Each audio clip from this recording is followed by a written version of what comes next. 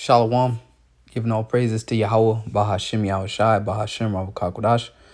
Double honors to elder apostles, a great millstone who do it well.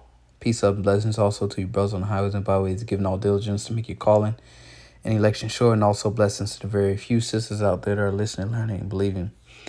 I'm the Philip Kanakla, coming at you once again with the lesson, Lord's will through the Spirit and power, Yahweh Bahashim Yahushai. This lesson is edifying and exhorting. And, the precept we always go into in Joel, the 3rd chapter, Joel 3, specifically the 10th verse, where it says, beat your plowshares into swords and your pruning hooks into spears. Let the weak say, I am strong. All right. And as the understanding of that, I'm going to go into these articles and I'm going to start verse 9. But the understanding of that is these nations preparing for war, as it says in the 9th verse. And the plowshares and pruning hooks are agricultural tools, okay? But the understanding, we know the breakdown of that's these nations putting all their money, all right, their budget more towards the military, okay? And everything else is basically irrelevant because a war, all right, is getting ready to be prepared. The war is being prepared, but war is getting ready to go down. And it goes to show you in those times, here it is. Biden proposes largest military budget in history. All right. The spending hike is aimed at countering China and overhauling America's nukes. U.S. President Joe Biden's 2024 budget would increase military spending to a record $842 billion, according to information released by the White House on Thursday. The U.S. already spends more on its military than the next 9 nations combined. All right, it says according to the White House statement, the budget will include a $9.1 billion investment in the Pentagon's Pacific Deterrence Initiative, which is aimed at bolstering the U.S. presence in the Pacific region as a counter to China. Modernization of the U.S. nuclear arsenal will add another $37.7 billion to the budget, while an unknown amount will be spent on shipbuilding and investments in key technologies. Okay. The point is, this is record spending towards the military budget. Why? Because war. All right. So here it is real fast, because they're not taking this money and putting it into farming when the farming industry in America needs help. All right. Farmers are having a hard time basically with the diesel prices. Okay. More like, once again, the agricultural type of jobs, they're not putting their money into that. All right. You don't see articles about that. Okay. But here it is. They're putting their money into the military budget, which backs up that scripture. So here it is, China's 2023 defense budget to rise by 7.2%, a reasonable restraint increase amid global security tensions. All right. It says China on Sunday announced a draft budget for 2023. And as you can see, year by year, all right, the spending budget continues to grow. Why? Because it's prophecy. This is the war to end all wars. It's a buildup. All right. So it says China on Sunday announced a draft budget for 2023, which will see the country's annual defense budget to rise. There's 1.5537 trillion yuan. Really know how to pronounce that number, but here it is in U.S. dollars, 224.79 billion, an increase of 7.2%, remaining single digit for the 8th consecutive year. Analysts said that for the figure marks a reasonable restraint boost amid military spending sprees by many other countries. All right. So amid, in the midst of military spending by many other countries around the world in light of global security tension. So not just America and China, many other countries as well are increasing their military budget. All right, because this is a time of war. So here it is, the prophet uh, Joel. All right. Joel 3:9 says, "Proclaim ye this among the Gentiles. Prepare war. Wake up the mighty men. Let all the men of war draw near. Let them come up. Beat your plowshares into swords and your pruning hooks into spears. Let the weak say, I am strong." That's the smaller nations also too preparing for war. Nations that wouldn't have ever thought to even rise up against America. Now they got nukes now. They're spending their money, and they basically obtaining that great equalizer. All right, that's why America hasn't went into North Korea. All right, because they have nuclear missiles. All right, that North Korea is just an example. All right, India as well. India is pretty decent sized country. All right, America don't mess with them. Why? Because they got a large nuclear arsenal.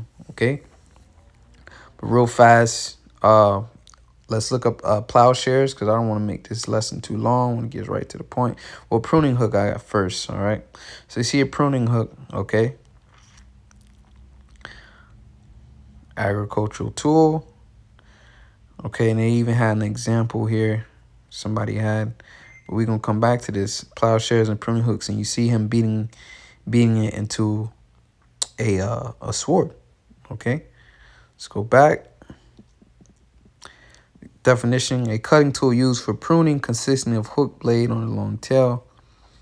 What is pruning hooks used for? An implement, a hook blade used for pruning vines, branches, etc. All right, vines and branches. All right, agricultural, not for war, but that metal, all right, which is used in ancient terminology. All right, that pruning hook is going to be forged into a weapon. All right, so here's plowshares. In agriculture, plowshare or plowshare UK is a component of a plow or plow. It is the cutting leading edge of a moldboard which closely follows the coulter, one or more ground breaking spikes when plowing. All right, and as it says, in agriculture. Okay, the U.S. and China and all these other countries, you don't see no increase in budget within the agricultural. No, because it's not time for that. All right, it's time for war. Okay, so let's go back to the word pruning hook. Okay, and they have an image here, illustration. Like I said, I'm not gonna make this too long. All right, someone made an illustration here: plowshares and pruning hooks, and you got a dude beating it with a hammer, right? So let's go to this video here. And we only watched like 2 minutes of it. It says, rusted railway track forged into a beautiful katana, which is a sword. So this is what they would do in the ancient world. As you can see here, he has the rail track. All right, he's going to cut it.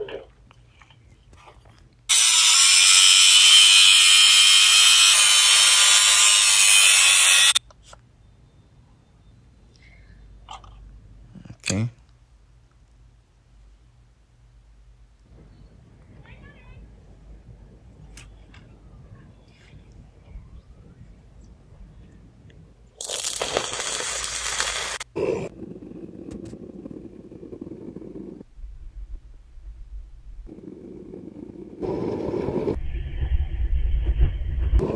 Have to heat it up.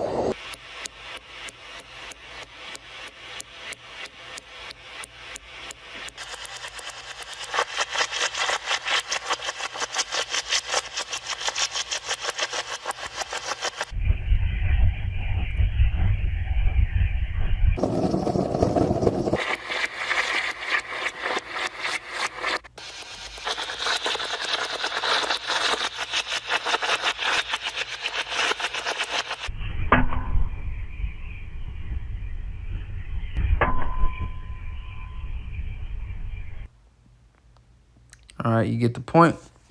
All right, but you see, pretty much you can take that metal.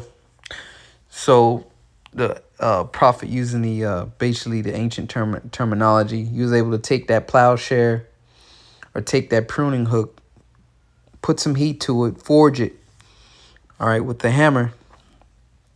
It's metal, all right, it's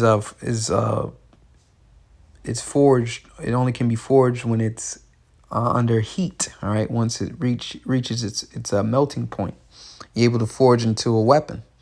Okay, so it's symbolic to what's going on today as you see these nations. All right, this is the time. This is the time that we're in. That's why you see all their money going towards the military. But it says, assemble yourselves and come, all ye heathen, and gather yourselves together round about. Thither cause thy mighty ones to come down, O Lord. Let the heathen be wakened and come up to the valley of Jehoshaphat, Yahushaphat, the Most High's judgment. All right. It says, for there will I sit to judge all the heathen round about. Put ye in a sickle, for the harvest is ripe. Come you get down, for the press is full. The fats overflow, for their wickedness is great. Multitudes, multitudes in the valley of decision. For the day of the Lord is near in the valley of decision. So the Lord is preparing all these nations, and all these nations are gearing up to go to war. So we'll get Revelation, the 9th chapter. We'll close out here. I just wanted to expound on that point. You know, prophecy is taking place. All right. Revelation 9 will start at 12. It says, one woe is past, talking about the First World War. Okay. One woe is past, and behold, here come two woes more hereafter. So the Second World War is past, and we're getting ready to enter into we already entered into the Third World War. It just hasn't been declared yet as World War III. All right. But it hasn't reached its climax, that is when the missiles are shot off. Because pursuant to the prophet Isaiah, this war, I believe it's the 9th chapter, this war is going to be fought with burning and fuels of fire. It says, and 6 angels sounded, and I heard a voice from the 4 horns of the golden altar, which is before the Most High, saying to the 6th angel, which had the trumpet, loose the 4 angels which are bound in a great river Euphrates, which is drying up. It says, and the 4 angels were loosed, which were prepared for an hour and a day and a month and a year, for to slay the third part of men. All right. And that third part of man is 3 classifications of men. That third part is the wicked, which is Esau, Edom. Okay. So-called Europeans today, they are the third part of man, which is the wicked, because through this war, all right, their kingdom will be destroyed. Okay, so this is prepared for the third part of men. It says, the number of the army of the horsemen were 200,000 and 1,000, and I heard the number of them. All right, and this is describing the missiles, 200 million missiles. It says, and thus I saw the horses in a vision, and them that sat on them having breastplates of fire and of jacinth and brimstone, and the heads of the horses were as the heads of lions. All right, it's talking about the warheads on the missiles, on the rocket systems that propel them, all right, from continent to continent. It says, and out of their mouth issued fire and smoke and brimstone, because the nuclear missiles is the modern day fire and brimstone that the Lord is going to rain down on Babylon the Great, aka America. It says, by these 3 were the third part of men killed by the fire and by the smoke and by the brimstone which issued out of their mouths. Once again, the warheads. It says, for their power is in their mouth, the head of the missiles. It says, and in their tails, for their tails were like unto serpents, and had heads, and with them they do hurt. And the tails like unto serpents, that's the rocket system that propels, all right, these missiles. All right. It says, for their power is in their mouth and in their tails, for their tails were like unto serpents, and had heads, and with them they do hurt. And the rest of men which were not killed by these plagues, yet repented not of their works of their hands, that they should not worship the devils and idols and gold and silver and brass and stone and of wood, which neither can see nor hear nor walk. All right. And this is going to be basically the elites, the remnant of Edom that's going to be left, all right, and put into captivity. It says, neither repented they of their murders, nor of their sorceries, nor of their fornication, nor of their thefts. All right, because Esau, Edom, the wicked. Okay. This war is going to be the destruction of his kingdom and the introduction of the kingdom of heaven, which is Yahweh's kingdom. All right, by default is Israel. All right, to be joint heirs with Yahushai. Okay, and Esau's kingdom is going to be uprooted by these fires and by the chariots. All right, the so-called UFOs or spaceships that Yahushai is going to return on. So with that, Lord's Wilderness was edifying. Didn't want to make this video too long. Till next time, giving all praise to Yahweh, Shalom.